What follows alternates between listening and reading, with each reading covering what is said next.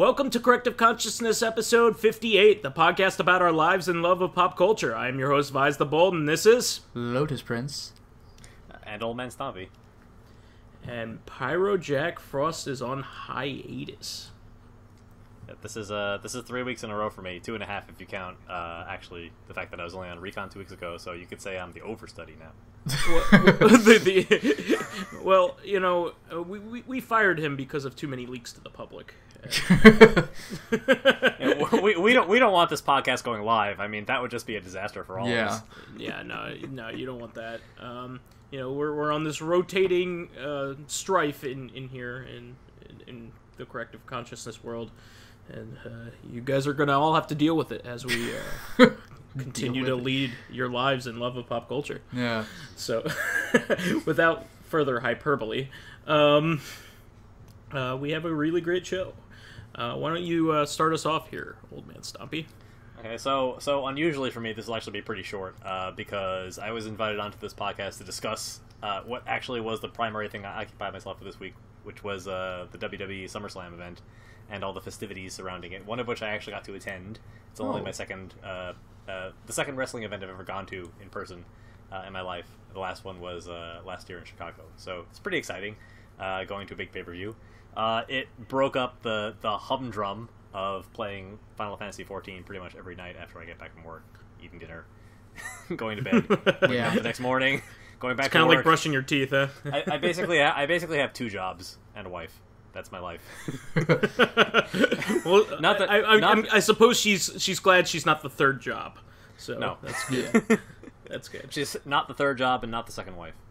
That's good. Well, both good things. No, those are other things. Yeah, I mean, I like all of these things. I like my primary job. I like Final Fantasy. Otherwise, I would at some point, like Dan, have felt the burn of and the pull of like other games and gone off to play those instead. Yeah. But no, I've stuck with Final Fantasy for about like 3 months now. Between Lily and I, between the two of us, we've conducted something like 500 hours in 14. So it's been worth it, I would say, for a video game. And It's not as bad as Animal Crossing in that regard. It is exactly as bad as Animal Crossing. Actually, I realized that. So the story about Animal Crossing is that after I've been playing it for a little while, my wife had a cat villager that she really liked called Ollie, and her name is Lily, and she likes cats. And she moved away, or she was about to move away. And in Animal Crossing, if an animal is about to move out of your village, you can have someone come and talk to them, and they'll move to your village instead. So my wife, she was extremely distraught that she was losing this villager. So she asked me as one of the first like things that she imposed on me as her significant other, well before we got married, pretty much shortly after we started seriously dating, to bring this villager to my town. And especially after that, we transitioned to a long distance relationship, and I was overseas a lot of the time. She looks at me and she goes, "Take care of her like you take care of me." Jeez. And so I would. So you neglected her. Yeah. So you moved overseas. So you neglected her and moved very far. Well, in Animal Crossing, you do spend a lot of time on a tropical island. You know, it's actually the best way of making money. So I did spend most of my time on that island, very, very far away from my fake Animal Crossing girlfriend on top of my girlfriend. So our art imitates life. I took care of that cat for like 2 years before she finally moved away randomly. And then I was like, "Oh my god, I'm free!" And that was actually the last day I played Animal Crossing. I was so sick of the game, playing it for like a half an hour every day for about 2 years. Animal Crossing I play with my actual real life wife, so it is not as much of a burden, and I'm enjoying it. Waifus are more work than regular wives. Actually, my the grad student who worked under me when I was over working at the Large Hadron Collider, he came up to me after having spent some time back in the U.S. and the first thing he asks me is, "So, hey, how's your fake Animal Crossing girlfriend?" And I was like, "She's okay. My wife is also fine. Thank you for asking." So I guess I must have talked about it a lot at the time. That's pretty funny. Maybe you should have gone to Guam and sealed the deal. Right. Did you hear about this? Like Guam's like one of the very few places where you could actually like marry inanimate objects, and that's where like the Love Plus wedding happened. Oh. I have some friends who would be interested to know about this. No, they're animate. I swear. We might meet the future Mrs. Ryu. Nice. Nice. Anyway, besides Final Fantasy and pro wrestling, which I will talk more about during Recon, I also finished The Stand. Hey, good for you. I was about halfway through it during the last week's podcast. I had mentioned that during the velocity of the book had slowed down quite a lot when I hit the point where they are starting to build up society again in the Boulder Free Zone, and I'm sure that's intentional. It's supposed to be like a respite. It's like the leveling off of the storyline in between the extreme like brush fire spreading of the plague in the first part, and sort of careening towards the confrontation with Randall Flagg in the third act. The second act is kind of meh.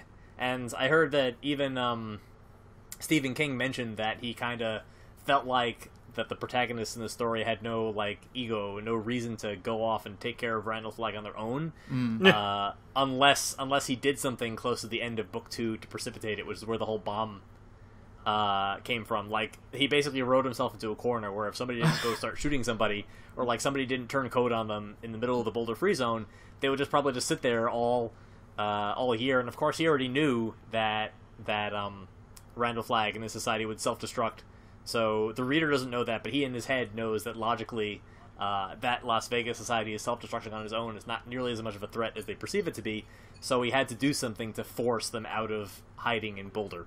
Well, the funny thing is that he also couldn't think of any other way other than to fix it with a literal Deus Ex Machina. Yeah, that actually a literal Deus Ex Machina. I found that disappointing because the problem with the Deus Ex Machina is that like that shows if things get bad enough, then that can happen. So why does any hero try anything in any Stephen King story? If it ever really gets bad, even in the Dark Tower, if it ever really gets bad, fuck it, just lie down and Deus Ex Machina will happen. It happened once. So, I would say that was something that really struck me. I really enjoyed the book. Obviously, I finished it in about 2 weeks. So did I. I thought it was fantastic. I thought there was a really interesting central message about, like, the theme, and I think it's a generalized theme in a lot of Stephen King's books, is that death is eventual, and that all choices in your life basically amount to choosing how you die, and like whether or not you can come to peace with yourself. There's actually a Stephen King book of shorts. There's actually a Stephen King book of short stories called Everything is Eventual.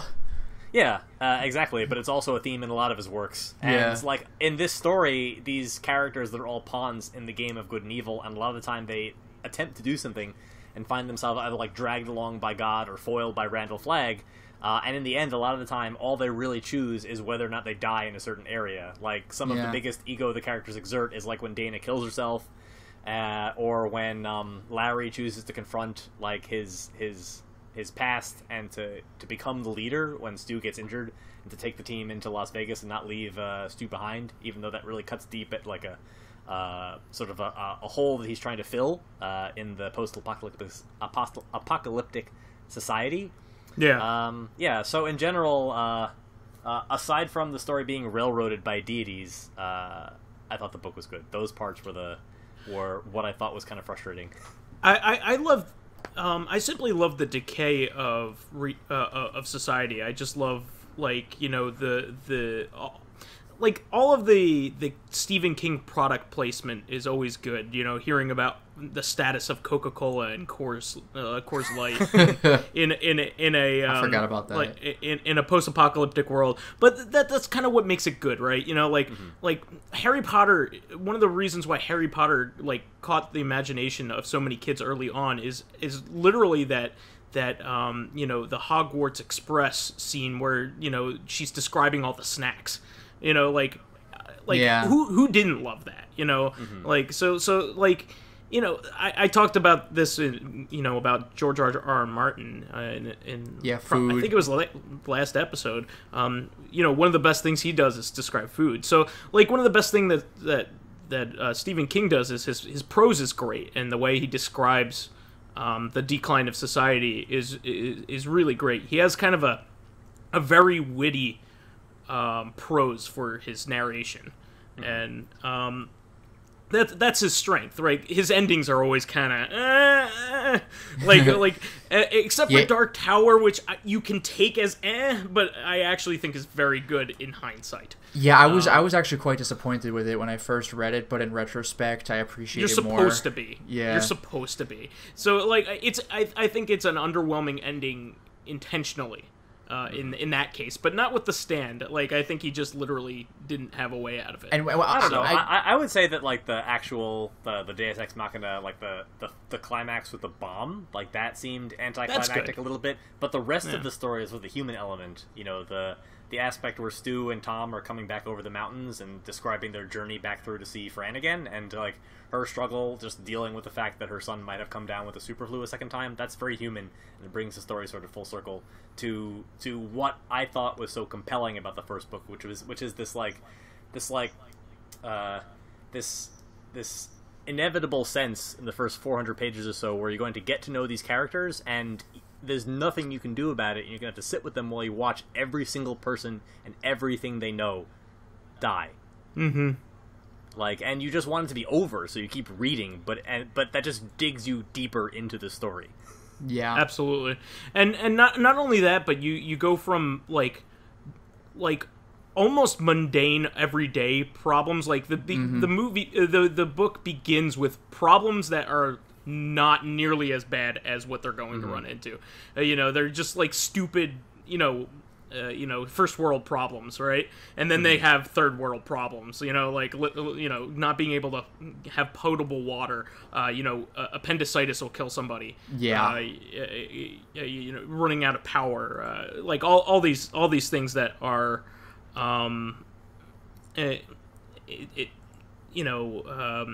actual problems with humanity, that are already provided for a lot of people. Especially in Middle America.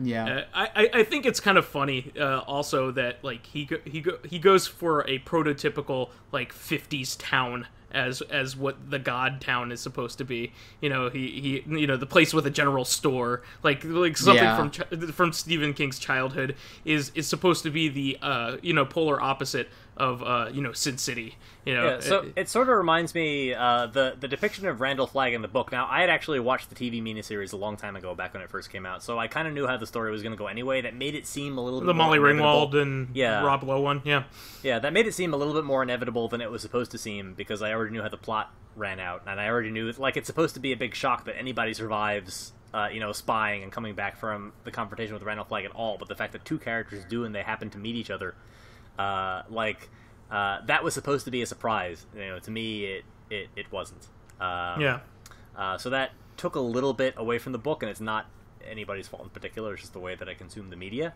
Sure. The depiction of Randall Flagg reminded me in the book, which I was not particularly familiar with because I had seen the depiction first on television, was of the devil that appears in the Brothers Karamazov.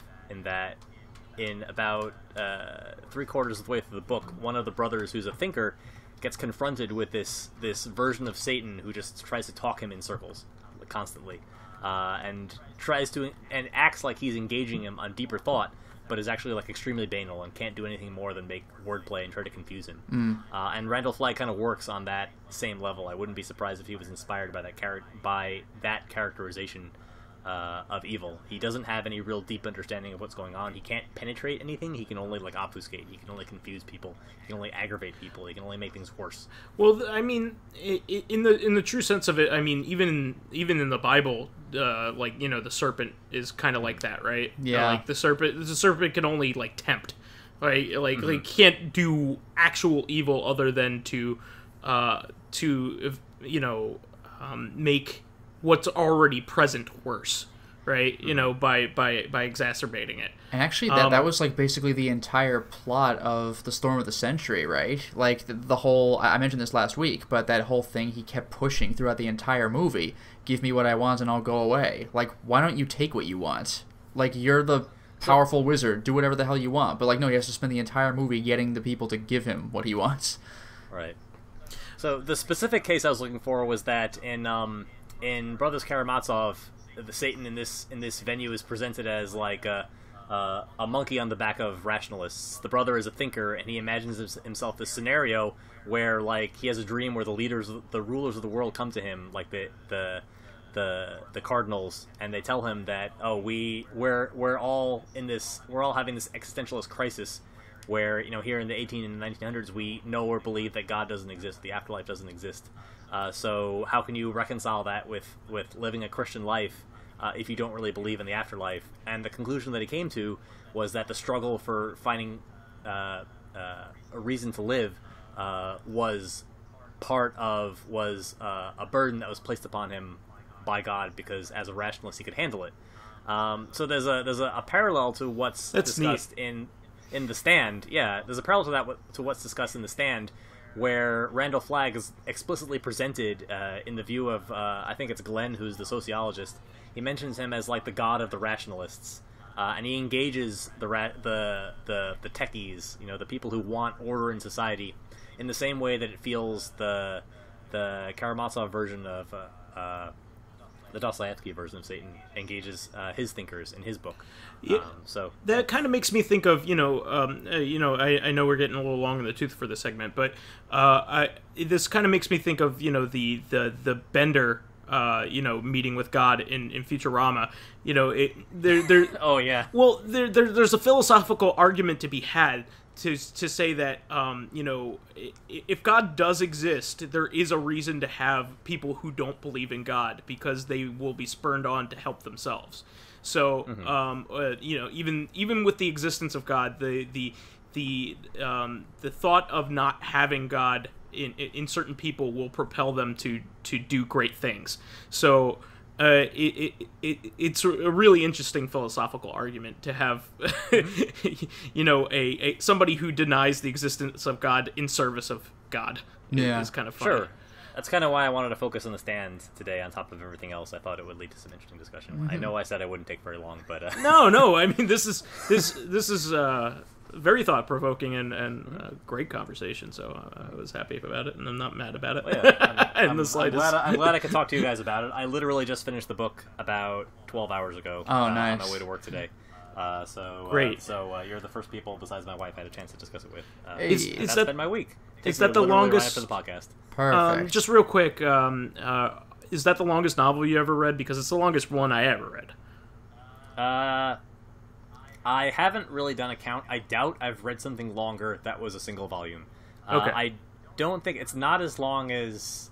It's longer than Battlefield Earth, right? It's longer than... So the Brandon Sanderson novels, he's working on a decalogy right now, and they're all extremely long. I don't know if they're 1,400 paperback pages, like The Stand is. I'll have to check. The only thing I can think of is Atlas Shrugged. I think is a little longer. There's not much else. I mean, there's Ulysses. I think might be up there, or War and Peace. But The Stand is like up there with like one of the longest books. I will admit that having read it already, it's hard to imagine that he managed to chop 400 pages out of it for the initial commercial release. Yeah. And then he added a bunch back in, right? Isn't that what he did? Well, yeah, that's what I mean. The version that I read, which is the one that you guys suggested that I should read, sure, is the full version. There's a foreword that states that his publisher could not afford to bind the book of the size that he wrote. So there's like a major logistical issue with it. Yes. So he was told to carve 400 pages out of it, or somewhere thereabouts. That had to hurt. And there's definitely some aspects of it that, like I said, the second act kind of drags a little bit. You can tell that was probably where a lot of it came out of. Mm-hmm. Not that it's bad or boring, but it wasn't necessary to the story. Yeah. It's mostly world building. Sure.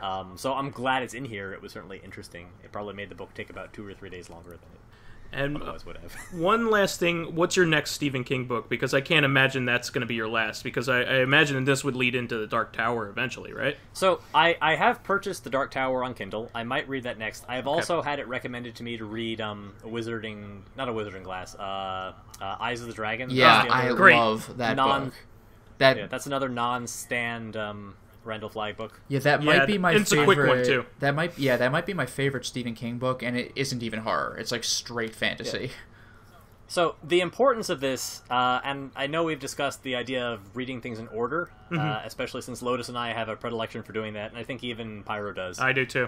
Is that, yeah, exactly. Imagine, the most famous passage probably of the Dark Tower is the literal first phrase of the chapter. Yeah. It's one of the best best first lines in literary history. It's really good. Yeah. So if you imagine, that you read this book and you realize, that the man in black is fleeing ahead of the gunslinger. Now imagine you've read The Stand before and you know the man in black is Randall Flagg. Yeah. You wonder to yourself, on top of the regular meaning of the passage, who is this gunslinger that Randall fucking Flagg would run from him? Yes. That's extremely thought-provoking, and it makes a big difference which order you read the books in. That's true. Absolutely. I think I read The Dark Tower before I read The Eyes of the Dragon, so, it took me a while to learn who the Man in Black was, and so, that impact was lost on me. I was just like, oh, this is a cool way to start a Western, that kind of thing. Mm-hmm. I recommend reading Salem's Lot is another one. Yes. That's pretty integral. Yes. And Perry tells me Hearts of Atlantis and Insomnia are good. I did not read those, but apparently you'll get more from reading them. I read The Shining, but that's not essential. Yeah, no. But it's a good book on its own. Okay. I will take my time, and I'll let you guys know what happens next. Absolutely. Awesome. All right, so that's all for me this week. Lotus, how about you? Well, now that we've had all of that we can stand, it's time for my segment. I can't stand that. I've taken all I can stands, and I can't stands no more. All right, so I only really have 3 things to bring up. The first is, I mentioned it a little bit last week, but I've played more of The Witcher 2. And I'm thoroughly enjoying it. Once again, the control scheme is more efficient because the game was also released on console, so it has to be more efficient. Now, for your inventory, instead of a System Shock 1 or 2 style, move the blocks around to make room, you just have a weight limit and things tell you how much they weigh. And everything's in a list, which is really convenient.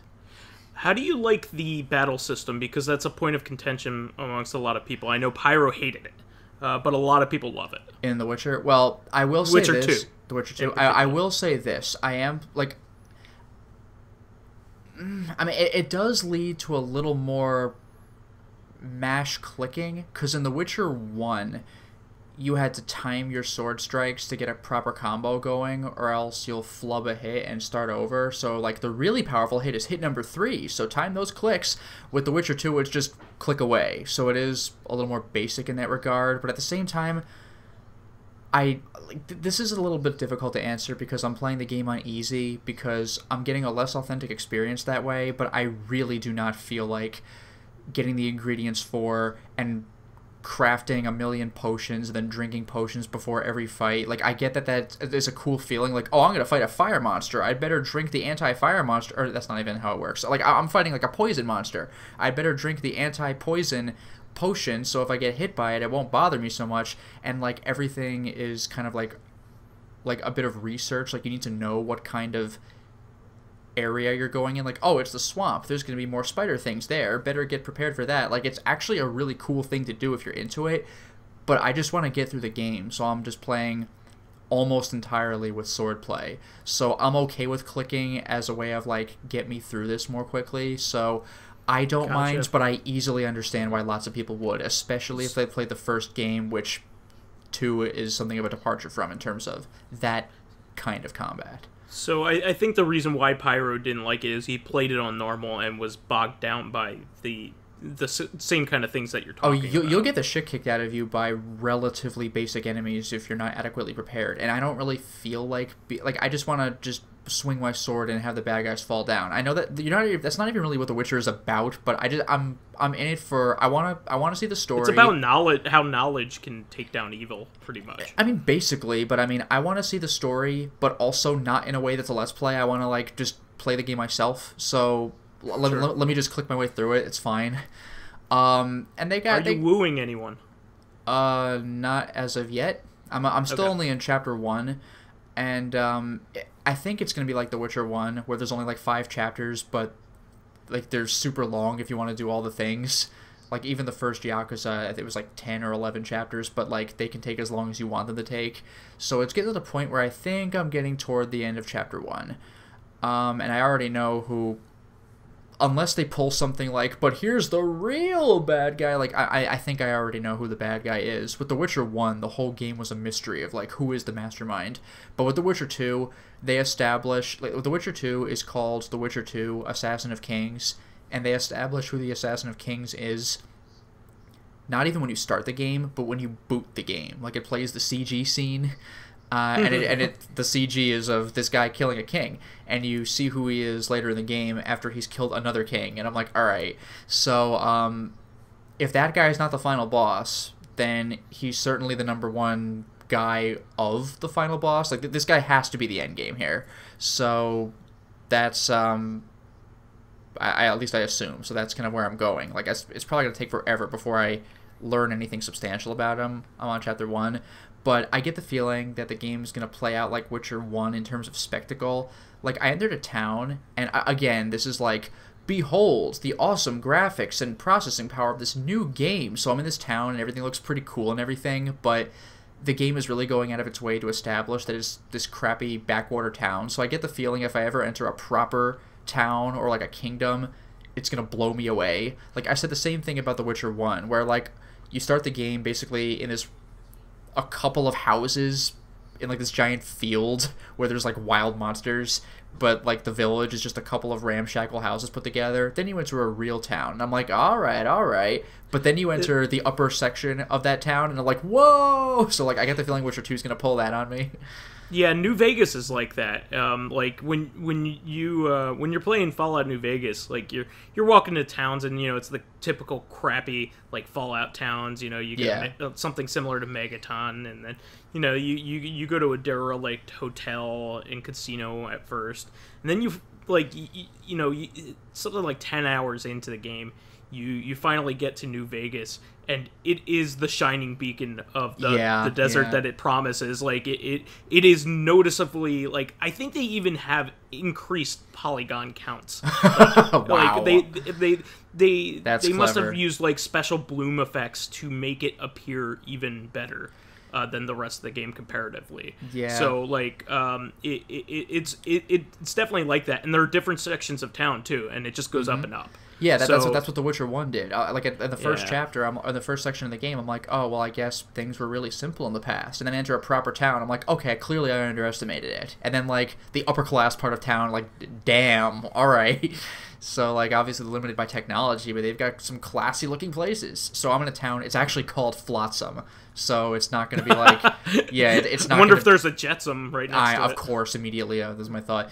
But, I mean, I suppose there could be, because it's like a harbor town. But, sure. It's basically just this shithole that gets the job done, but, like, you could clearly do better than this, and I get the feeling later I'm going to do better than this, because Geralt has almost exclusively, like, very powerful friends, and you don't know this in the first game, you just know that you have friends, but, like, the whole gimmick of that game, and I think the series, is that you have amnesia, because you're still trying to work memories together with The Witcher 2. A video game that has an amnesia plot? Yeah, that's got to be the first one. So I can't remember. So the whole thing is, like, your friends are all influential in one way or another, and, like, the person, like, the sorceress you're with turns out to be in a really high society, so if you ever want something done, you could probably make it happen, and you yourself are highly regarded, and you don't discover that until a little bit later, even in the first game. So it's pretty great. So I'll see where that goes. I fought my first proper boss, and it was like a big show-stopping number, and the game really set it up. Like, are you gonna be the guy to take care of this monster? And they keep mentioning it to you. They keep doing it until finally, like, you're like, okay, let me learn about the monster, and then it's a big deal. You're like, okay, I've killed stuff before, but it's this giant thing that it's more of a puzzle boss. If they hit his tentacles, this smacks them down. Like, you're not gonna walk up to this thing and hit it. Like, it's too big for that, and you haven't really dealt with that in Witcher games. Although the Witcher 2 does like open. A Zelda boss kind of thing. Although the Witcher 2 does than open with, like, a dragon attacking you while you're going after some castle, and, like, the king you're with is like, what do you do about this? Like, how do you fight this? And Geralt is like, you don't. And you just immediately start running. It's like, oh, geez. Like, I haven't had to do that before. So I'm excited to see where The Witcher 2 takes me. Otherwise, I think I had mentioned before that I had done a stream of X-Men on the Genesis with its meta, reset the console to advance the game gimmick, which was pretty cool. So more recently, a few nights ago, I streamed X-Men II, Clone Wars. Interesting that we have this and Star Wars 2 that is Clone Wars. But yeah, this really is a fun game. It's a lot more just do it. You know, just run forward and fight the enemies. Like, later in the game, you have to be really careful because you could get your ass kicked pretty seriously. But in X-Men 1... like, my god, it is so easy to die. X-Men 2 the only game that I know of from that era that has a cold open. Like, I know. I don't know of any other game that has a cold open. Yeah, you turn on the game and you are immediately... You're playing. Not only are you playing, but, like, you spawn right next to an enemy tank that moves slowly and fires a missile at you, but, like, turn on the game, missile fire to you. Like, oh, shit, so you're not only not ready for the game... There's no start screen, there's nothing. Yeah, there's no start screen, so you're already off your guard. But even when the gameplay starts, like, quick dodge this, like, oh, gee, like, you are not prepared. And not only that, which this is something I thought was really cool, you have 6 characters to choose from. But, like you said, when you turn on the game, you're just playing. So it's a random character. Yeah. So it's a great way of getting you familiar with whomever. Not only that, but this is something I never even noticed as a kid. I saw it only years later. But, like, the level music is slightly different. Like, has slightly different instrumentation depending on which character you're playing as, which I thought was really cool. That's always awesome. That was pretty awesome. Also, X-Men 1, a lot of the trick of that game was not falling into pits, because they do more and more damage as you advance the game, and in the last level you take a little more than half of your maximum health, which is bullshit, because like there's some really difficult platforming sections there. With X-Men 2, 0 pitfalls, ever. Like, there are labyrinthine levels where you could fall down and lose progress, but there are 0 death pits. Just none. And you also no longer have limited mutant power. You wanna keep Wolverine's claws out? No, they're always out. You wanna throw cards with Gambit? Have fun. Just do it. Your powers are nerfed as a result, but you have unlimited. You could fire optic beams with Cyclops all day long. Hold down the button for a more powerful beam if you want to do that. And of course the beams are not as good as his punches, because otherwise that would just completely break the game. It's really cool. Like, the game doesn't do the crazy meta stuff that X-Men 1 does, but it still has creative stuff of its own. It's really entertaining. And the last level is also really intense. How'd the stream go over with your fan base? Just curious. I mean, this was a Patreon stream, so there were like 6 viewers, but I've noticed this for a bunch of my fans. They either already know the game, I guess they're about my age, or they're like, oh, haven't played this one, so like it seems that like they're either appreciative or nostalgic, which I find kind of interesting. Nice. and the music was also pretty rocking as well. I forgot how good X-Men 2's soundtrack was, especially the Sentinel Factory, which is the second level of the game, but the first level after the title screen. That music is so Genesis it hurts. It's ridiculous. Like some of the bass, not even the bass, but like the sound that only really like an FM synth card can produce. It's hard to describe. Like, I love it. Look it up. Yeah, it was funny. I actually had put that into like I think it was like a Magfest or it was a Con Bravo CD for last summer, and you somehow recognize that theme. Like, why the hell do you know this? Remember because X-Men? I was a Genesis kid. So was I, but for God's sake, like X-Men 2. But no, that game was amazing. So it was a lot of fun to play that again, and yes, just like X-Men 1, I used a code to prevent me from inevitably dying before the halfway point of the game. So with X-Men 1, the code completely refills your limited use assists and your health and your mutant power when you pause and unpause the game. In X-Men 2, you just get a freaking ton of health. It actually looks like you're invincible, but after you're hit like a billion times, you'll start to lose health eventually, visibly, but you could always re-input the code. So I did that because I'm a shameless cheater, because I felt like actually beating the game. But it was really fun. You get to fight some bosses you did not fight in the first X-Men. Some of you did fight, like Apocalypse, who fights very differently from how he fought in X-Men 1. It was just a cool blast from the past. So it was enjoyable to play. And when you beat the game, it loops, takes you right back to the... Because remember, no title screen yet, so it takes you right back to the opening screen where you immediately get shot at. It's just like, geez, what a way to open a game. The last thing I want to bring up is more Berserk Muso, or Berserk Band of the Hawk. I've been playing a lot more now. I forgot if I mentioned it before, but I definitely beat the game way by now. And I think I had mentioned that it has a gameplay mode called Endless Eclipse, where you... That sounds awful. I know. My God, like, the 10 minutes of actual Eclipse was, like, the worst thing ever. But Endless Eclipse... It's not quite what it sounds like, though. Basically, it's kind of like just complete missions. Like, kill 100 enemies, or kill these particularly powerful ones, or kill actual named characters, or escort this person to the end. And each floor you do is really quick, and every 5 floors you get the opportunity to buy items. You do not heal yourself. You can heal yourself with consumable items, which do not replenish, and you can heal yourself once every 5 floors. There's a transport person you can escort, or an enemy transport person you can kill, and if they don't drop an item restock, then they'll drop a full health item, so that's good, but that's how you heal. It's that or nothing. So every 5 floors you get the opportunity to purchase items and re-equip yourself. Not your consumable items, though. Those are locked, because so you don't cheat, but you can re-equip your actual equipment, and change your horse out, because different horses have different abilities. But every 20 floors, you unlock a checkpoint. Like, if you die on floor 19, sorry buddy, start at floor 1 if you want to reload the mode. But if you beat floor 20, then you can choose to start on floor 21 from now on. So, there are technically infinite layers to the Abyss, but you beat it when you beat 100. Because at that point you'll have fought every enemy in the game that you're supposed to have fought, and you'll have completed character-specific missions, because you can pick up little, like, Bayhalets that unlock gallery stuff. So there's that. Now, there are 8 playable characters. Guts, Casca, Judo, of all people. I didn't expect that. Guts, Casca, Judo, Serpico, Shirk, and then the 3 bad guys, Zod, Weald, and... Oh, no, not really. Depends when you're talking about, but Griffith as well. Yeah. Now, you had asked me this before, and I immediately said no. It turns out I was wrong. As you play as Femto?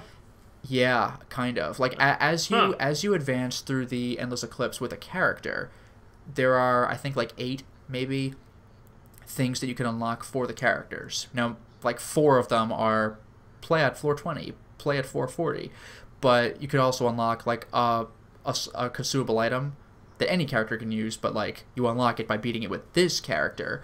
You can unlock consumable items, or, like, a horse, or a costume for these characters, and the last thing you unlock is, I think for everybody it's a costume. And for Guts, it's play as Berserker Guts all the time, and as Zod and Weald, it's play as Apostle form all the time. But by that point, you've already done everything there is to do with them, so it's not like you could break the game for other characters with them. Like, only they can play their own stories, you know? But it is really cool to unlock. But in addition to character-specific unlocks, there's also, like I said, there are missions you do, and certain missions can only be done by certain characters, and the last 20 floors are... No, the last 10 floors, I think, are only that character, or maybe the last 5 floors, but whatever. Like, only that character can do them, so you have to beat Eclipse mode with everybody. But as you beat the various missions, some of which can be done by anybody, some of which can only be done by certain people, there's a whole game, like, not character specific, but a whole game set of unlocks you can get. So it takes way longer to unlock those. And that's actually how you unlock Weald pretty early on. But the very last thing, so for basically perfecting Eclipse mode, which is a bitch, but you unlock the Femto costume for Griffith. So it's like, what? So, like, I kind of want to do that. Now, I had mentioned, I think even last week, I don't know if I feel like doing Eclipse mode with everybody because it gets redundant, but I found myself doing it. I've beaten Eclipse mode with Weald, Guts, and freaking Casca. I was able to pull it off with Casca. And so 5 to go. And the difference here between Berserk Musou and Attack on Titan Musou is that I actually found that I had more fun with the gameplay, the basic gameplay of Attack on Titan, but I fell off of it more quickly than I did with Berserk because there wasn't really anything to work towards. Like, you unlock your characters by playing the story, and when it comes to just the grindy stuff post-game, all you really unlock is better items that you can make better weapons and gear with. But you get better gear to kill Titans on hard mode with, which you can unlock better gear with. Like, that's kind of it. You unlock the ability to, like, play the same game only harder. With Berserk, there's actually something to work towards. There's freaking Femto. And, like, I mentioned this when I was playing Attack on Titan, but every character plays the same because you can't really help it. You know, with One Piece, everybody's wildly different from everybody else. With Berserk, you know, Guts swings a sword. Serpico is much faster with a smaller sword. Judo throws knives. Serpico casts spells. But with Attack on Titan, everybody swings around and cuts a Titan in the back of the neck because that's how the show is established. Like, that's what you do.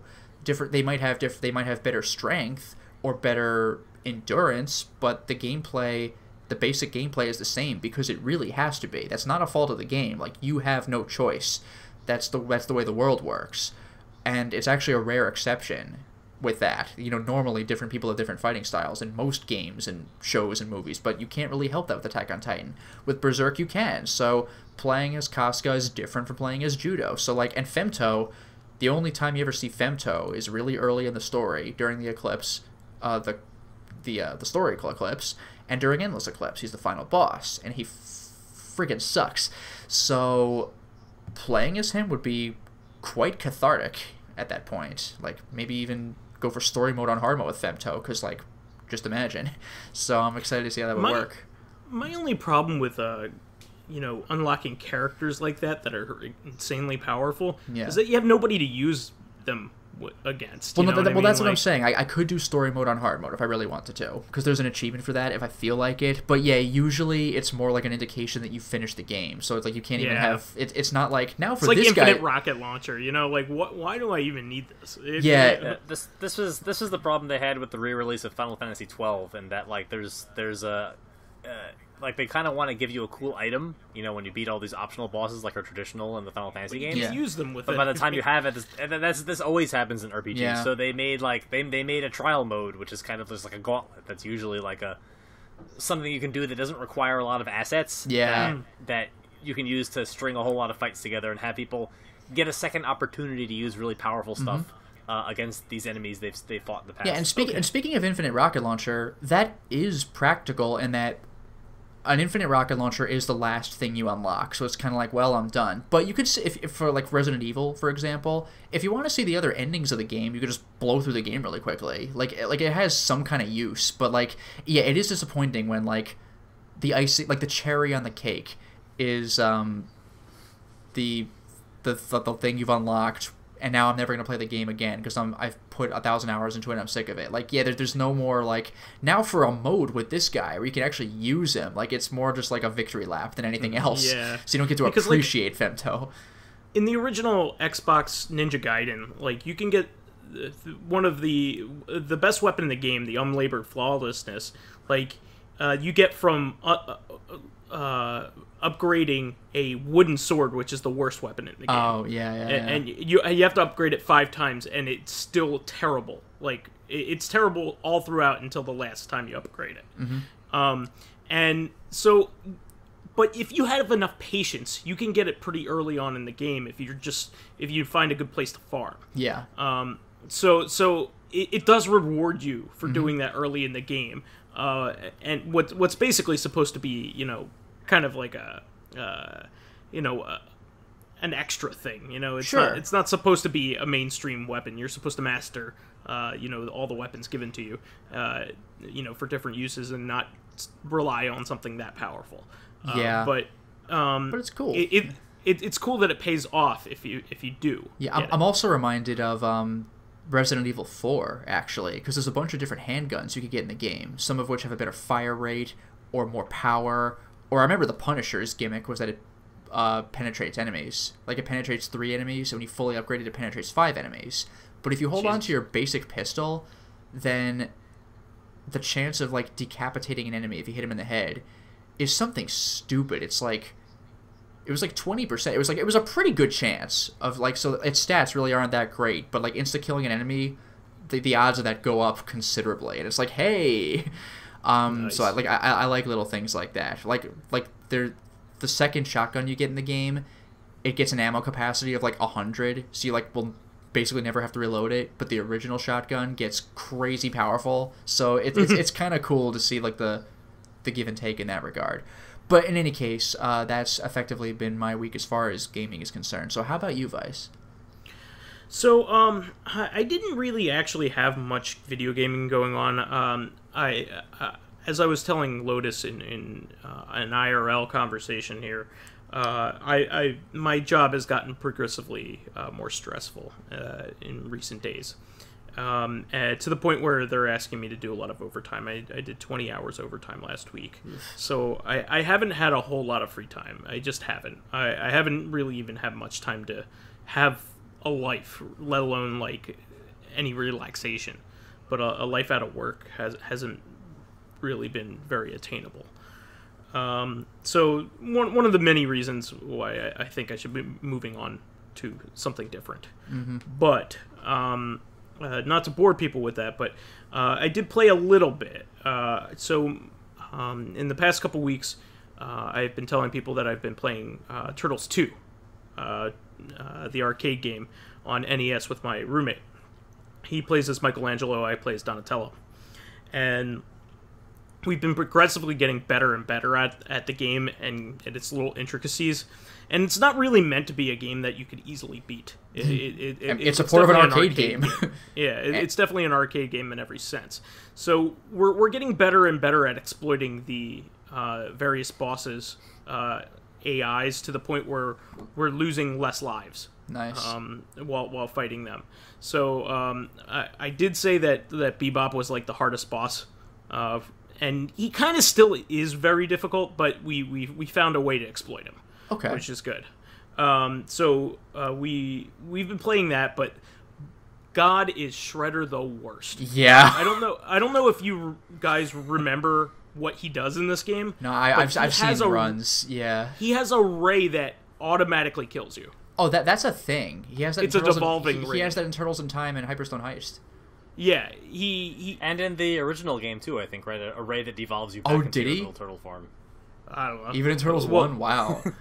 Yeah, well, maybe I'm wrong, but anyway, he definitely has it in Turtles. Yeah. He could easily take away 2-3 lives, no problem. Yeah. And I need to look up how to avoid it. And on top of all that, there's two of them. So which is the real one? Yeah, and the fake one only stops shooting that ray once you unmask him. So yeah, I love just how infuriating that is. Like, even the later games never pulled freaking 2 shredders on you. Like, get the hell out of here. Fucking, he's not so bad until he starts shooting the ray at you. Yeah. In fact, he's actually kind of manageable, except that he shoots that ray at you. Yeah. Which is ridiculous. And you can kind of tell when he's going to do it, but I don't know how to dodge it yet. So it sucks. So you get all the way to the end of the game, and you're getting better and better, and the guy just still takes you out in 5 seconds. And this is an old port of an arcade game. Like, newer ports, like Namco is really good about this. Is they with each time you lose and continue, they'll give you an additional continue until eventually it's free play. But with the old games, you're out of lives or you're out of continues. Like, fuck you.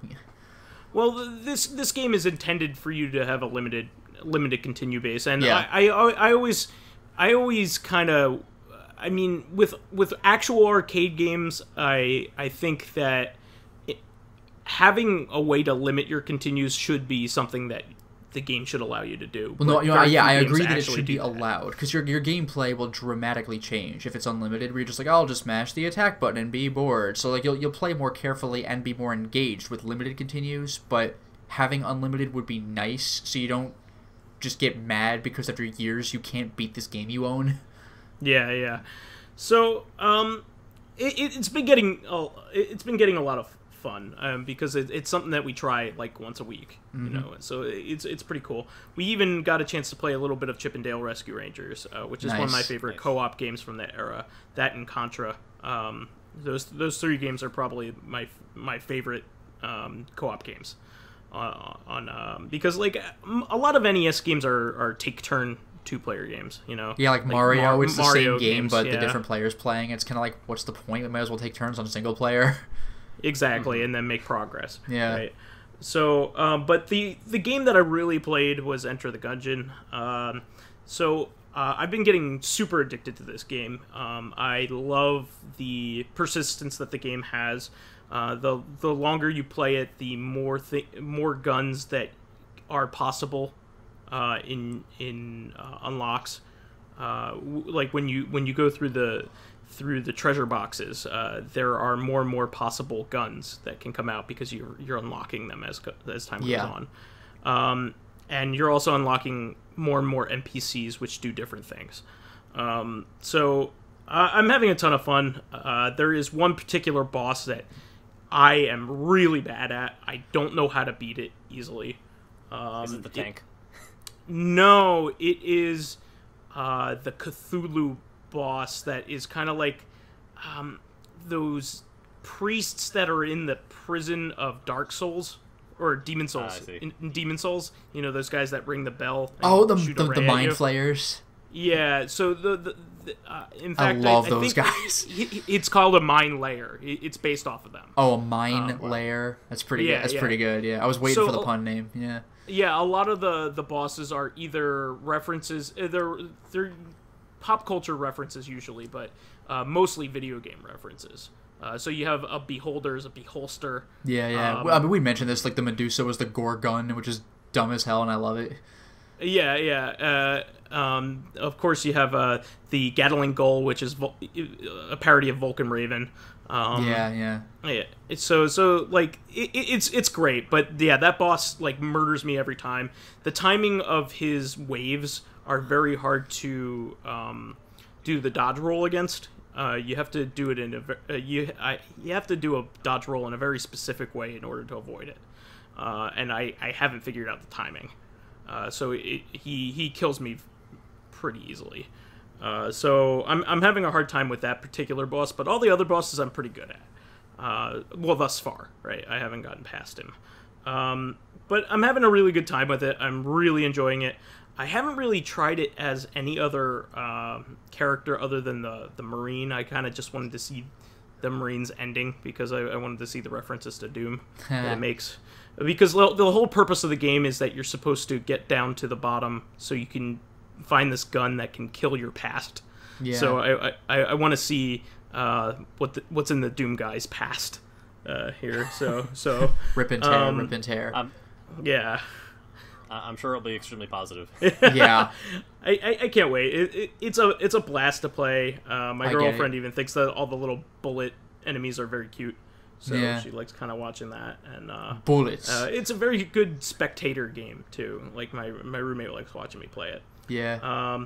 I also pre-ordered a couple other games. I pre-ordered Yakuza Kiwami and also Ys 8. So I'm really looking forward to those games. I'm buying less and less games now that I have less and less free time, and that's an amazing thing coming from me. Indeed. Yeah. My acquisition of games has extremely slowed down.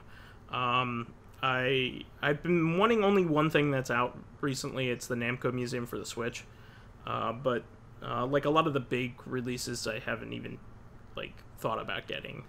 I also pre-ordered Mario X Rabbids, which I'm really excited about, and Metroid Samus Returns. Mm-hmm. I'm a huge Metroid fan, and I can't wait to play this. I've been waiting for a remake of Metroid 2 for a very long time. I know I already got an unofficial one, which is one of the best things ever made. Really great game, but I really want to see Nintendo's take on it too. AM2, actually, in other news, the AM2R guy got hired to help make the second Ori and the Blind Forest game. Oh, nice. Oh, really? Yeah, he got picked up. He got scouted. So that's pretty exciting. Yeah. It turned into a real job after all that work. Nice. I'm glad that somebody recognized it because that game is brilliant. It's a really good game. Nintendo just bought it from him.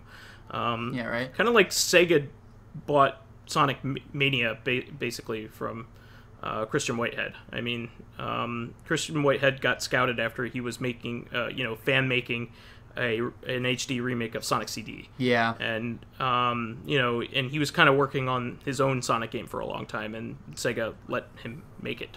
And apparently everybody's saying it's like one of the best Sonic games ever made, if not the best. Yeah, that gets me excited. So I'm waiting for that as well. I pre-ordered that a long time ago with the limited edition of the PC version, and I can't wait to play it. The game looks freaking gorgeous. Oh yes, same here. I've heard it's like the best Sonic game in maybe 10-15 years. Yeah. Which is saying something, because I like some of the Sonic games that have come out in the meantime. Yeah, I really like the Sonic Rush games. Those were both really good. And Sonic Colors, both versions of Sonic Colors were quite good. And a lot of people love Generations. I hadn't got a chance to play Generations. Oh, yeah, I like that one. But yeah, I mean, there are good Sonic games. They're just, there are a lot of bad ones too. Take some work to find. Yeah. It's a long library to crawl through to find the gems. Yeah. And last final thing here. A couple little things. My Sunset Riders LP that I pre-ordered a long time ago finally shipped. So really glad to have another stack on the Konami stack game vinyl on the Konami stack there. Yeah. Really looking forward to that. And I also pre-ordered the Sonic Mania vinyl as well in hopes that I'll love it, which I hear the music in that game is awesome, so I'm not going to be disappointed. Yeah. Last final thing is I had a real life activity that I partook in on Saturday night. I went with my girlfriend and my roommate to an axe throwing place. I don't know if either of you have heard that this is an activity that people are partaking in right now, but basically hatchet throwing. Yeah. So it's kind of like, going to the shooting range or going bowling. You basically take turns in a lane throwing at a target, and you throw hatchets over your head. It's a lot of fun. You could bring beers or pizza or whatever, and have a good time. We had a great time. It was something new and getting the spin down right, so that you consistently stick it every time. Yeah. It's a little tough.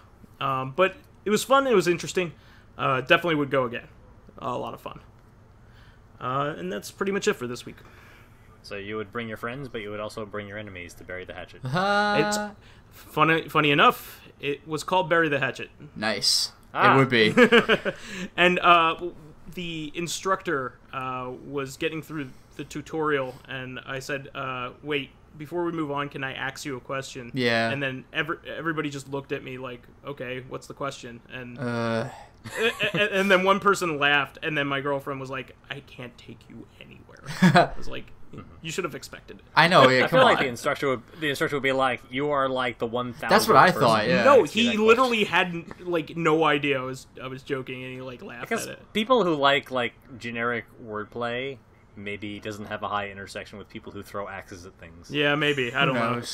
Yeah, but he to him, and yet it's called Bury the Hatchet. Yeah. I was like, dude, you took me to a place that already has a pun in the name. Like, you have to expect this. Maybe it was non-ironic. Yeah.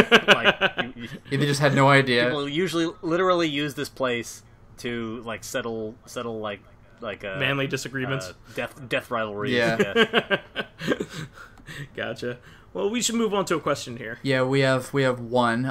It's Sabrina Hengel again, actually. She happened to ask 2 in a row. So this is one. Can you remember anything that you were really into in the past and have grown out of, or that you can't believe you actually enjoyed looking back on it now, and for what reason? So I have a pretty good answer to this one. I used to be a Sonic the Hedgehog superfan. Really big, really into Sonic the Hedgehog. So much so that I collected the comics, and I had almost every single one, including some of the really rare early issues that were given away as promotions and stuff like that. I used to collect them and buy every single piece of Sonic merchandise I could. And then I got to college and I found out what other Sonic fans were like, and I kind of. And also, Sonic games stopped being good for a time. So after Sonic Adventure 2, all the entries were. I was big into the Dreamcast at the height of my Sonic fandom. So like I liked old Sonic fans and new old Sonic games and new Sonic games. I didn't have a Saturn until a lot later in life. So like I had a Genesis and I was a huge Genesis fan growing up. I had a Sega CD and a 32X and had Knuckles Chaotix and all that stuff. But I read the comics. I loved the Archie comics so much, and which just ended, by the way. I collected tons of them. I even had a subscription to a comic, to the Sonic the Hedgehog comic and the Knuckles the Echidna comic. That were ongoing, and they had fantastic art, really great storylines, really great adaptations of the video games that came out. And I was a huge fan up until Sonic Adventure 2, and then the games after that were terrible for a while. You had Sonic. I was really particularly disappointed with Sonic Shuffle. Because it took me a long time to see gameplay of that, and when I did, it's like it's the awful. mini games are rare. It's mostly just like a board game with nothing. Yeah, no, it was one of the most disappointing games I've ever bought. Being a huge Sonic fan and being a big Dreamcast fan at the time, where almost every Dreamcast game was great. Like there were so many great Capcom games and great Sega games. The Ring, Terror's Realm. He's brilliant. I was also a fan of Mario Party style games. Mario Party has its problems, but at least it can be fun. And I had people over to play a lot of party style games too. Like we played a lot of Power Stone 2 and Power Stone 1 and Quake 3 on the Dreamcast.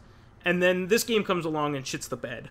And then it starts all the mediocre Sonic games after that had been poor for a while, especially the main, except for maybe the Sonic Advance titles, which were good at the time. But you had after that was Sonic Heroes, which was mediocre.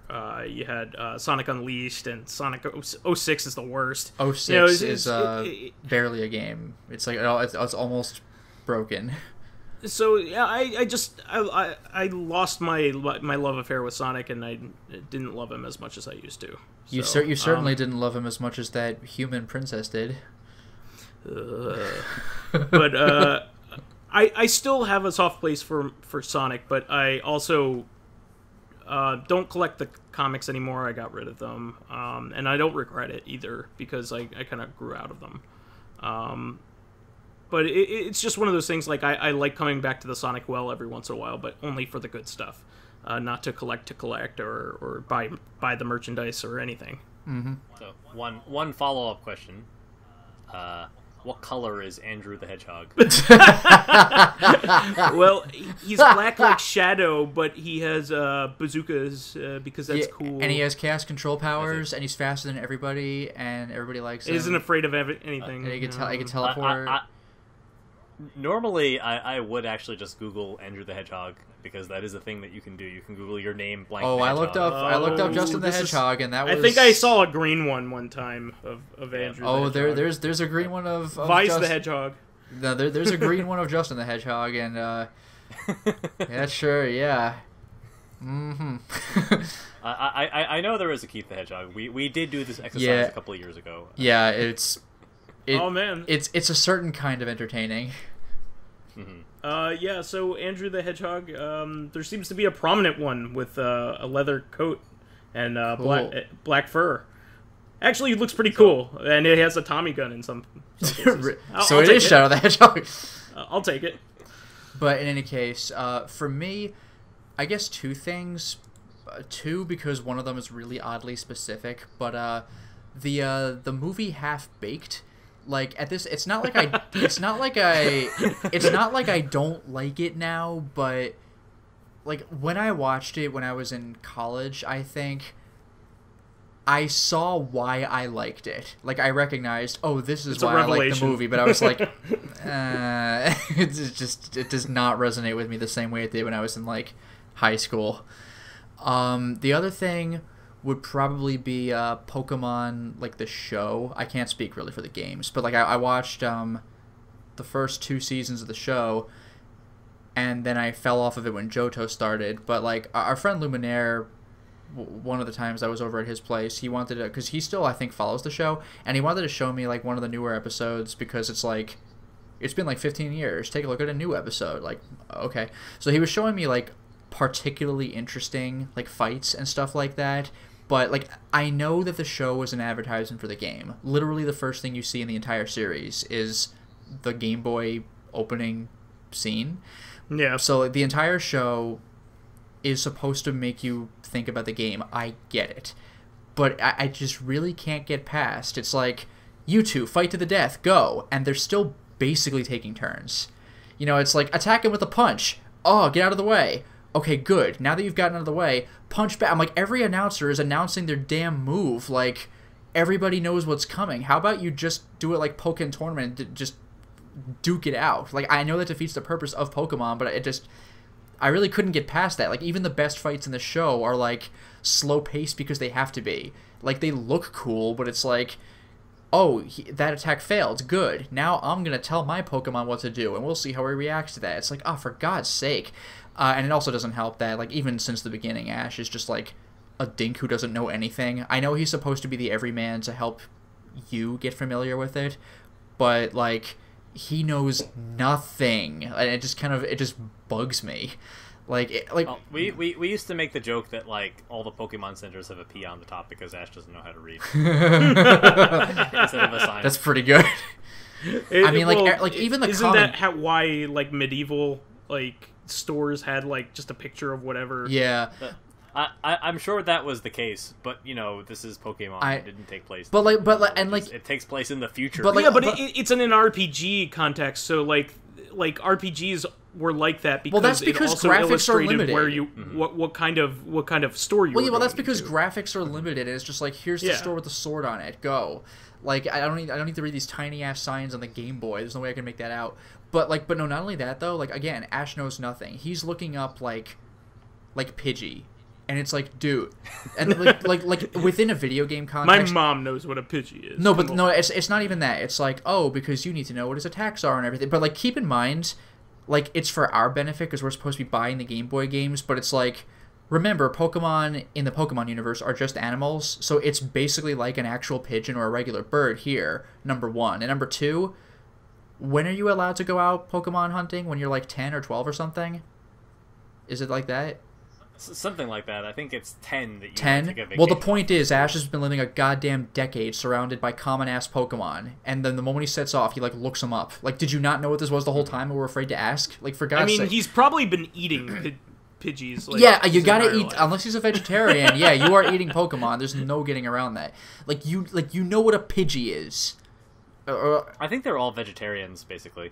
I don't think they are. I think they retconned that, but I think. But at the same time, there are also, like, plant Pokemon. Oh, that's a good point. Yeah, there's like Tangle. Even plants are Pokemon. Yeah, everything's a Pokemon. Everything's on the cob. Get out of here. Even fucking garbage is a Pokemon. Yes. Like, literal garbage. Yeah, a bag of a trash magnet, is an a ice Pokemon. cream scoop, or an ice cream cone. Like, what is this bullshit? A balloon. I mean, I know it's easy to make fun of the newer Pokemon, but the old Pokemon were just as dumb. Like, a pile of generic grime and sludge is a Pokemon. So since what did you think a balloon would stop him? Shut up. We That's were talking why. about Steve. Yeah, we were talking about Stephen King a while ago, and there's that, like, Family Guy sketch where he talks about it's like, it's a lamp monster. A lamp monster, and it's like, fine, when can you have it? Like, that seems like it describes more like the modern Pokemon aesthetic than it describes the Stephen King, like. Yeah, I mean, again, a writer from New England. I know. Well, I mean, again, even old Pokemon had generic sludge and, like, a magnet, but, like, they're still going with that, with, like, again, the ice cream scoop and, like, garbage and, like, a fucking chandelier. How is a chandelier Pokemon? Humans made those first. The magnet evolves into several magnets. Yeah, Diglett evolves into getting two friends. But, like. But I can't get past the chandelier one, though. Like, was this art imitating life? Did we design chandeliers after the Pokemon? Or did a Pokemon grow to look like a chandelier? Like, that's really oddly specific. It's a ghost. It's inhabiting the Oh, chandelier. is it? Oh, okay. Come on. Like, You gotta read the Pokedex. Come on. Clearly.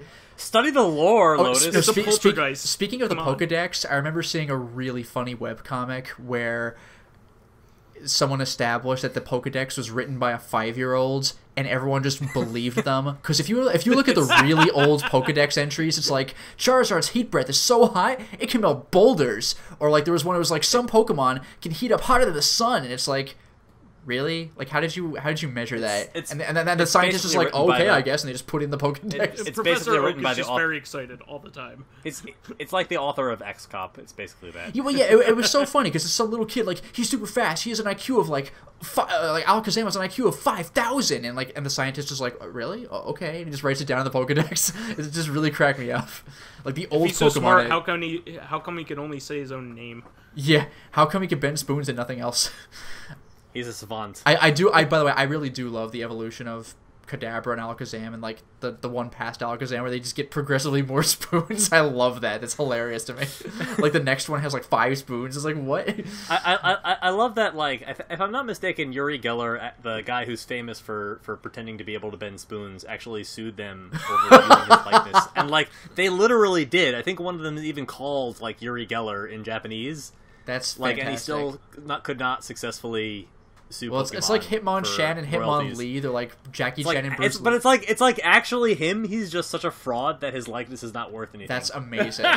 Oh, by the way, I also I saw this in a Did You Know Gaming, but I think I forgot if it was German or French. Like, I think it might have been the German release of one of the Pokemon games. Had a bunch of like characters associated with each other who were named after various Hokuto no Ken characters just for no reason. It's like, what? Mm-hmm.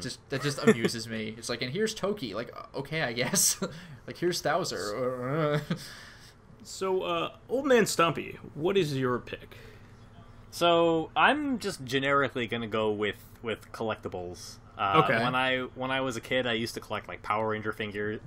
I used to collect Beanie Babies. I used to be a pretty strong consumerist. I'm not gonna take this on like an anti-consumerist rant, but I found myself, in spite of the fact that I have the money to go out and like the flexibility in the car and the internet access to go out and like collect things if I really wanted to, I just don't want to anymore. And I spent a lot of time trying to figure out how much of that was like some actual like ethical objection that I had, and how much of that was just me being salty that I was trying to collect something and I wasn't able to. Yeah. Like I was complaining to Lotus that I was having that, like, the Limited Run Games website hosts physical copies of games. Like, I go to work at 10 I've and given I leave work up. at 6. I've given up on them. Totally given up on them. I don't want anything from them anymore. Yeah, but like even if I could sit on that website, I literally can't because it's right at the start and the end of work. And of course, I could tell somebody to sit in the website and like try to get it for me, or I could just buy it on eBay or something.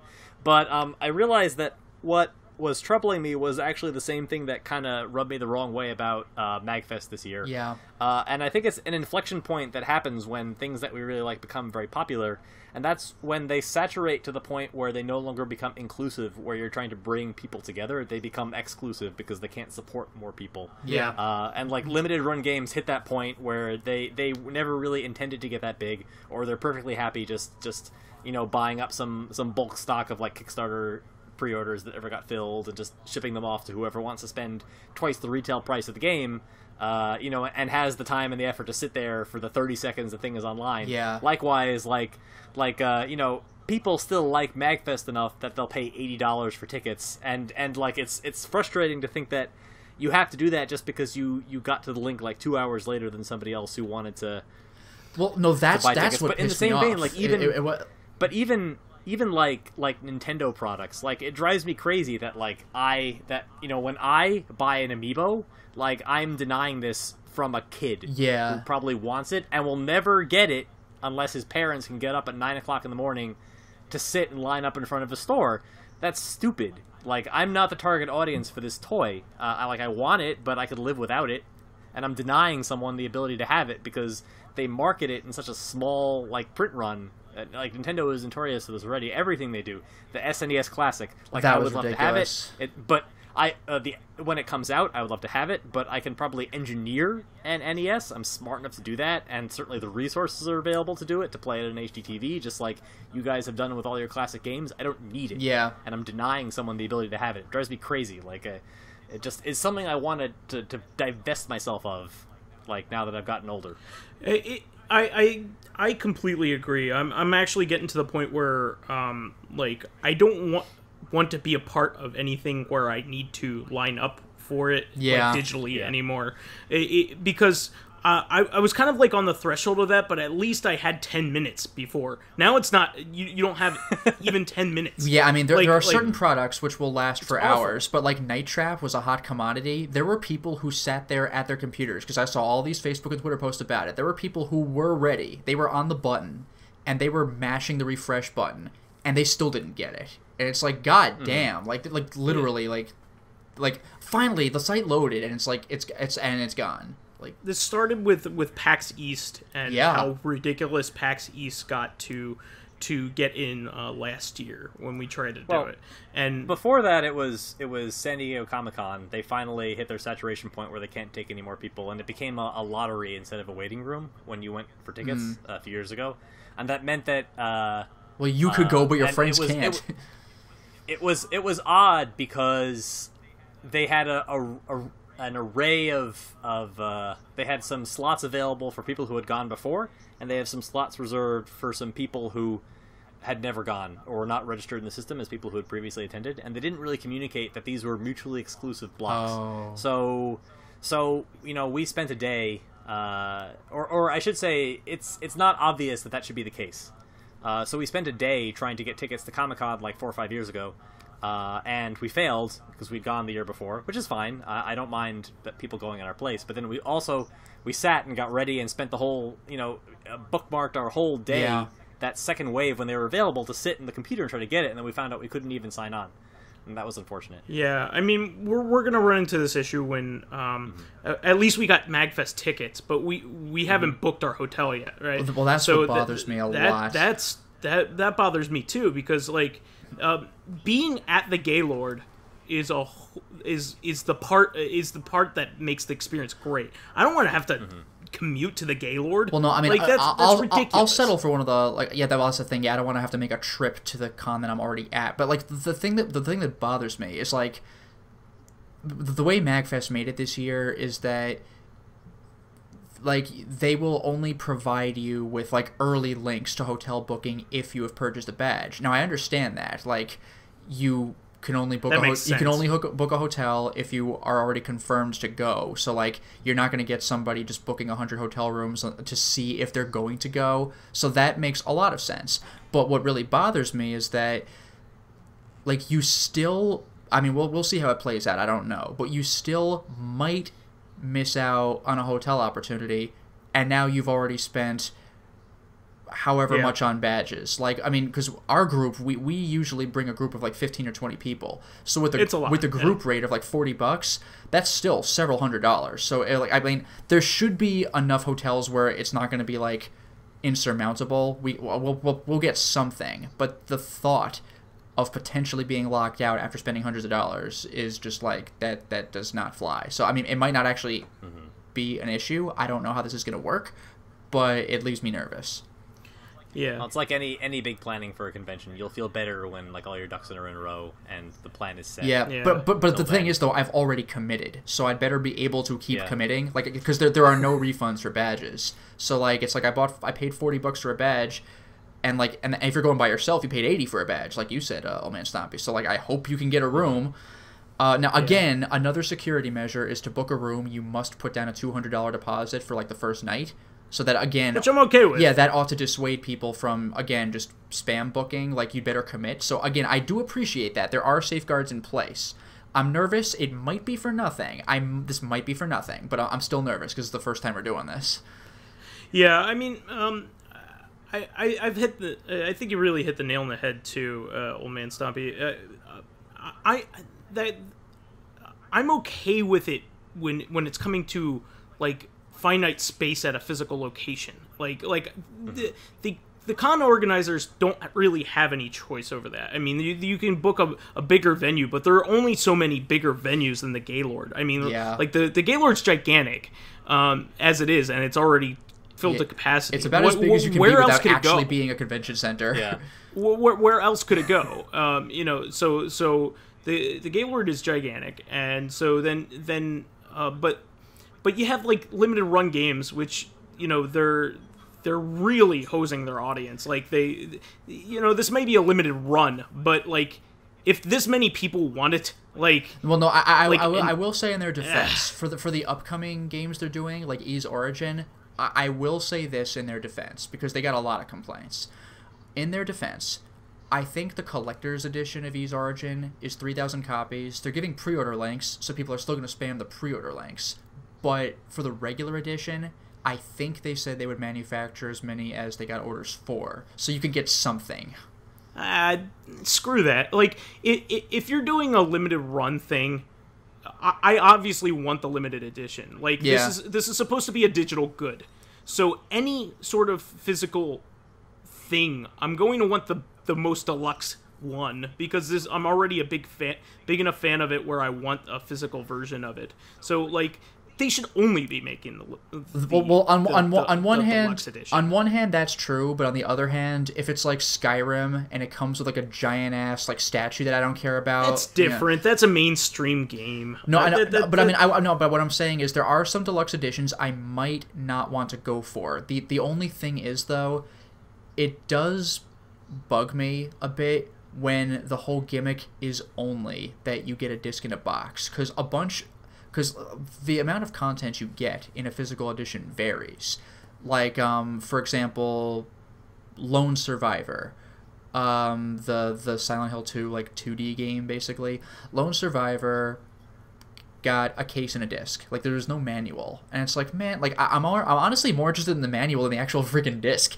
So, I mean, that's like Binding of Isaac was the same way. Right? I got Darius versus Yes from them, and that was the same way. No manual, just yeah. the game. I mean, like I'll settle. I mean, I will happily settle for a standard edition. I'll be disappointed I didn't get deluxe, but I will easily take a standard edition if it comes with a manual. But they don't always tell you whether it does or doesn't, and sometimes when it's just a case and a disc, it's like, yeah. Like, I guess it's cool. Well, that's my point. That's my point. If I want to get a monument to one of my favorite games, that's what these are. These are monuments. This is why part of the reason why people are buying vinyls now is because they want a monument to their game. It's not just the vinyl. But the vinyl isn't even about the vinyl. It's about the art. Yeah. It's about the art. It's about the coloring of the vinyl. Yeah. That's really cool to show off. It's about all the art that comes with it. It's about the tchotchkes that come with it. Mm-hmm. It's about the presentation, right? So if you are buying, a Darius game, you want a love letter to Darius because Darius gets no love, right? That's the thing. Like, Silver Case, that is how you do it. Silver Case came with a shitload of stuff. That's a great special edition. And like Octodad, that was a great special edition. The special edition of Alan Wake is probably my favorite of all time. Oh, with an actual book, like a proper book. It has an actual like Stephen King-esque book. Yeah, that's amazing. And it looks like a book. Like, it's so cool. Yeah. Like, this is perfect. Like, these are what I want. This is what people want when they're buying these physical things. They don't just want a physical good. They want a good physical good. Yeah, and shout out, by the way, to even before collector's editions existed, but when like older games came with stuff just anyway, like Chrono Trigger came with a map, stuff like that. It just makes you feel more immersed in the game. And even go ahead.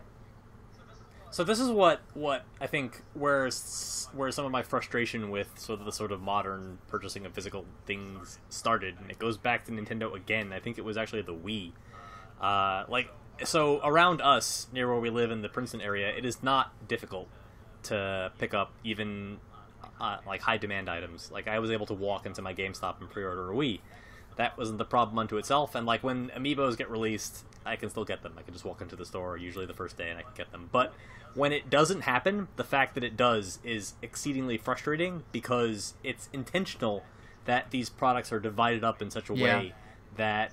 So like, for the Wii, what was so frustrating was that it never occurred to me, because GameStop asks you to pre-order every single thing under the fucking sun when you go in. It never occurred to me I would actually have to pre-order a second controller. And then if I walked into a store, ridiculous, yeah. And then if I walked into a store with an extra $60 in my pocket, I can't buy a second controller for the game console that I now have to buy because I pre-ordered. Nintendo didn't have to split them up. I used to get I used to get consoles with a game, and two controllers. Yeah. Not only that, but you need to get two nunchucks too. Like a nunchuck is a separate SKU. That's true. And a nunchuck is exactly. a vital part of the controller. It should have been packaged with it. I don't. Yeah. Bunch of assholes. And like they can't tell me at GameStop that they need to know this to work on their business model, because I walked like next door to Best Buy and they had like 100 Wiimotes. Yeah. And like you have to wait on a little bit longer of a line, but there were definitely plenty of them. And I don't know what negotiations are going on behind the scenes, or like what Best Buy uses as a loss leader that maybe they don't actually make money on it at all. But that probably isn't the case, because Best Buy does like have this gamer club now, and they are using it as like a primary way of getting people into the store as habitual buyers. So it just frustrates me that this interplay between like the large gaming stores and the companies that manufacture hardware, they can't get their shit together. That like I can buy something, like it's so easy now. Like I threw like $20 at GOG yesterday because I like GOG and I want to give them money. I want to buy some other library. They had a sale where you buy pinatas and you get a random game, and I did that just for fun. Oh, that's fun. To give some money to GOG and to get some random games, because there are some real gems that I would just never play otherwise. And so we both get what we want. I have money, a little bit of extra money to spend, $18, and I got games that will probably give me like 20 or 30 hours of joy when I finally download and install them. But when it comes to like building a physical system, it's so frustrating. It's even true in the PC realm right now. There's a shortage of high-end motherboards, I believe. So unless you're going like one generation down, it's very difficult and very expensive to build a high-end gaming PC. It's hard to get certain graphics cards now too. It took me a while to get the 1080 Ti. I got. Well, honestly, I think part of the problem might even be just the more and more push for pre-orders in general, because I might be totally off about this, but I suspect that some people only produce as much, maybe a little more than pre-orders exist, because they're like, oh, this is probably about how many people are interested, as opposed to like however many come in just because they're not pre-ordering. I don't want to like. The thing is, like, they can make waves of these things. That's I don't like pre-ordering because I don't want to pay full price for some game that I know damn well will be like $20 cheaper in like 3 weeks. So like, but now I'm gonna get shut out. Like even with games at GameStop, a lot of times like the Nonary collection, like little weird obscure stuff like that, they'll get like one in the store, or they'll get one for you if you pre-ordered it, but they'll have one like on the shelf, or maybe two. And it's just really frustrating. So it becomes this weird hot commodity because nobody cared about it when it came out, and now it's super rare and desirable because nobody cared about it when it came out. So there's only so many made. And I would feel slightly better about that, except that you get a box with a big sticky sticker on it. With a big and they already opened it, and everybody's already goobered all over it.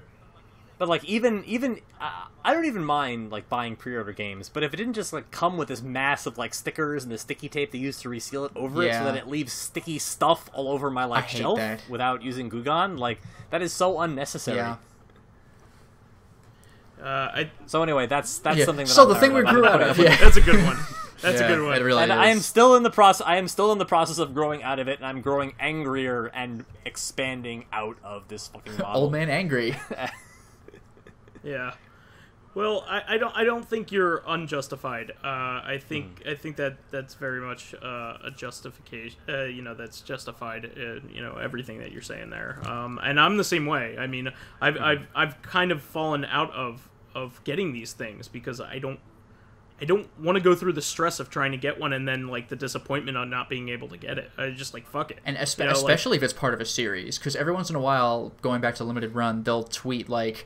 There was like a sort of crossover thing they had. They were releasing like a version of Strafe, but Strafe was not theirs. It was made by like this other company. Its name escapes me right now. But this other company was making it, and Limited Run was just releasing like a cover for it or whatever. And they had tweeted like, "Oh, don't worry, this isn't part of like the Limited Run collection. Like if for some reason you missed this one, don't worry, because like every time you buy a Limited Run game, you might have noticed it comes with a little checklist of like all the things they've released, and like I do get pretty compulsive, but I'm not obligated to complete that whole checklist because a lot of times it's like the PS4 version and the Vita version. But like still, like if you miss a game, if you're compulsive like that and you miss a game, then you're done unless you want to pay scalper prices. Like you're out. I think it was the week after they released the physical copy of Wonder Boy, which was just a couple weeks ago. That was the only game in a while that I wanted.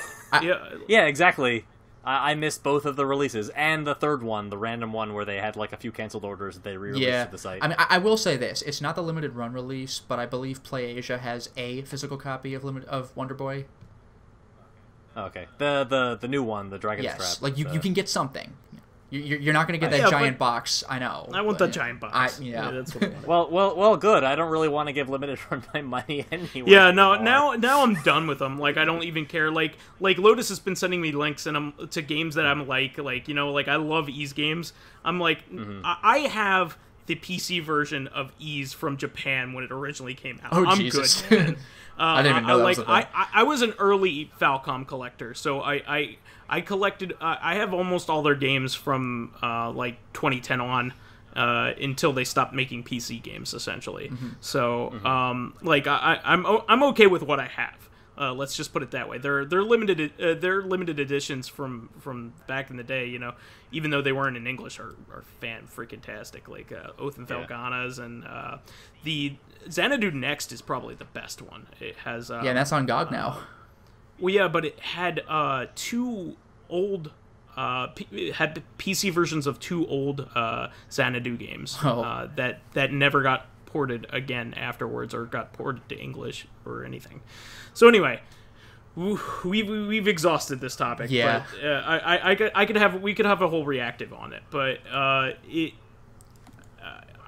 am totally with you 100% on these things. I finally have enough money as an adult to buy stupid stuff, and I can't even buy it because they don't make enough of it. It's pretty good. So, like, this is bullshit, and and I'm not the only one that feels that way. There are tons of people that feel. No, even on Facebook and Twitter, I saw a lot of people who were like, "That's it, I'm out." Yeah. So that's the show for this week. We want to thank all of our fans that contributed questions. Please keep us supplied with awesome topics by submitting questions of our own on the YouTube and SoundCloud pages. While there, please give us thumbs up, likes, and 5-star ratings on iTunes. It helps us promote and spread awareness of the show, and any bit of encouragement helps keep the show going. You can also catch us on Thursdays on our sister podcast, Reactive Consciousness, the in-depth look at this week in pop culture. Finally, you can friend me as Vysethebold, Vysethebold, on Steam, PSN, Xbox Live, and Twitter. And you can follow me on my YouTube channel, Lotus Prince. You can hit me up on Twitter at Lotus Prince, all one word. And if you are interested in seeing my videos a little bit early, getting in on exclusive live streams like the X-Men II one I mentioned today, or even selecting upcoming games for me to Let's Play, then perhaps consider swinging by my Patreon, which is patreon.com/LotusPrince. Again, all one word. And you can find me as OldManStompy on basically every major social media network and video game network, except for Steam. But don't talk to me for a while because I'm still pretty angry about this whole limited run thing. Old man salty. Yeah, are you the OldManStompy? Shut up! I'm mad about limited run games.